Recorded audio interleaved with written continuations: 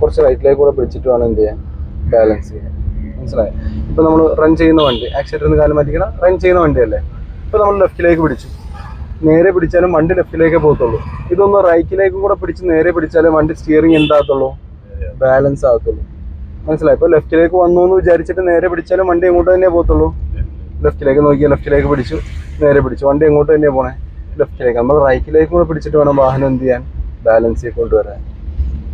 മനസ്സിലാവുന്നുണ്ടോ? ക്ലച്ച് എടുത്ത് കേടാക്കാം,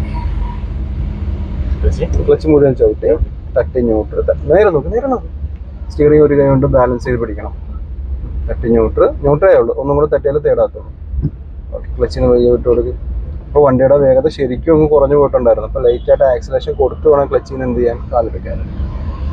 ആ വണ്ടി കയറി വരുന്നുണ്ടോ, വേഗം പറയും. ഒരു വാഹനം കയറി വരുന്നുണ്ടെന്ന് പോലും അവർ ശ്രദ്ധിക്കുന്നില്ല. ഇപ്പോൾ റോഡിലേക്ക് കയറുമ്പോൾ ഏതൊക്കെ സൈഡാണ് നോക്കണ്ടേ? ആദ്യം റൈറ്റ്, പിന്നെ ലെഫ്റ്റ്. ഓക്കെ, വണ്ടി റൈറ്റിലേക്ക് പോകുന്നു, വേഗത കുറയ്ക്കും, ബാലൻസ് ഉണ്ട്. ആക്സിലേറ്റർ കൊടുത്തോണ്ടും ബാലൻസ് ചെയ്യല്ലേ, ആക്സിലേറ്റർ കുറച്ചിട്ട് നീ ബാലൻസ് ചെയ്യുക. ലെഫ്റ്റിലേക്ക് കുറച്ചുകൂടി നിന്നേരും.